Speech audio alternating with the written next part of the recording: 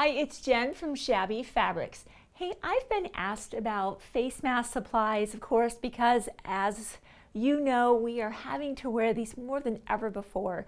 So if you've been scrambling to find those face mask supplies, I just wanted to show you what we have available. And that way, if you need something, or maybe a friend, a neighbor is like, where do I get this? Or maybe my local craft store has shut down, or maybe we're not able to shop right now. So I'll just quickly go over what's on the table, and then you know that we're kind of a one-stop shop, getting orders out as quickly as possible. And as always, orders over $75 ship for free always. So we are here we're all in this together. Let's make the best of it. And you know, we've chosen some beautiful elastic to try to add a little bit of fun to having to wear a face mask. So again, I'll just quickly go over that. I'll just maybe start right and move left. Of course, an iron is always very helpful to press out your fabric and make sure everything's good and pressed and ready to go. A nice wool pressing mat is great. If you don't have that, an ironing board is more than sufficient. We have these beautiful elastic sets, like I mentioned. I had those manufactured for us in South Korea because I couldn't find elastic. And I'm like, hey, if I'm going to have some made, let's choose some beautiful colors. We have our neutral set, our pastels, as well as our brights, and you can buy them as a set in this nice zippered pouch, or you can buy them individually as you prefer.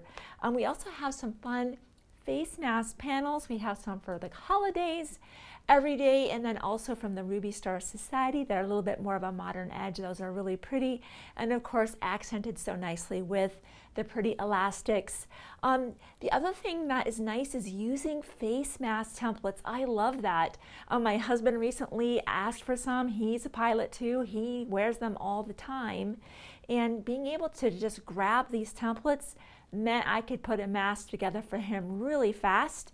You can either get the 3-piece set, the small, medium, and large, or the Creative Grid face mask template has all 3 sizes built into one.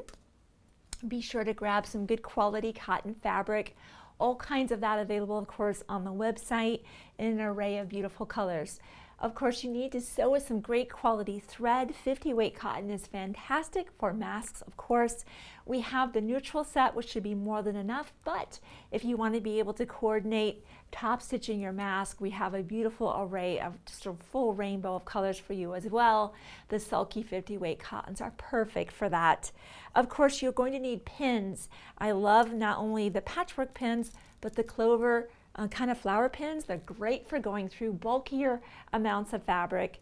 And I love my Wonder Clips. These are so fantastic when I'm trying to really get in there and clip, and it just seems like a Wonder Clip is the perfect choice.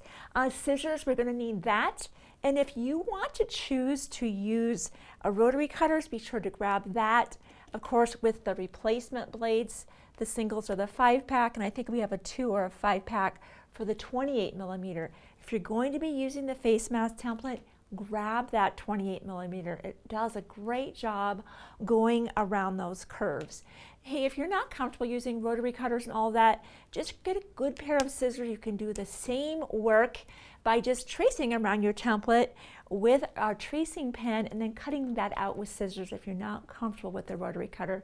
Hey, if you do get the rotary cutter, by the way, and you don't have a full-size cutting mat, the smaller Creative Grid mat is perfect. It's like $7 or $8, and what's nice is now it'll protect your table and nothing's getting cut. I know when I wear a face mask, I love having the nose bar. Having that just across the bridge of my nose just means it fits that much better. And I've just recently did a tutorial on how to insert those, so be sure to check over on that video as well if you too prefer to wear a face mask with that nose bridge for that kind of better fit. Seam ripper, of course, is great to have on hand. I seem to be doing that a lot lately. A point turner, hey, you know what, just to get that mask turned all the way out, a point turner is great. Not super essential, but if you want every single corner as tight as it could be pressed out and, you know, kind of pushed out, it's a great tool to have. Fresh needles in your sewing machine, a size 80-12 or even 112 would work great for that purpose. And of course, you'll want some good creative grid rulers or whatever ruler works best for you to just kind of initially cut out that fabric. So that's just a really quick overview of some face mask supplies. Of course, on our website, if you go to that main homepage, on the left in orange it says face mask supplies. Then there's irons there as well and more supplies. So keep checking that out as I find things that I feel like would be great for all of us to be using during this time. I'll be throwing those in there. So thanks for letting me show you what we have available. Again, we're all in this together. Let's just keep supporting each other. Hey, subscribe to YouTube if you haven't already. Lots of fun DIY and quilting tutorials coming your way soon. I'll see you on a future video at Shabby Fabrics.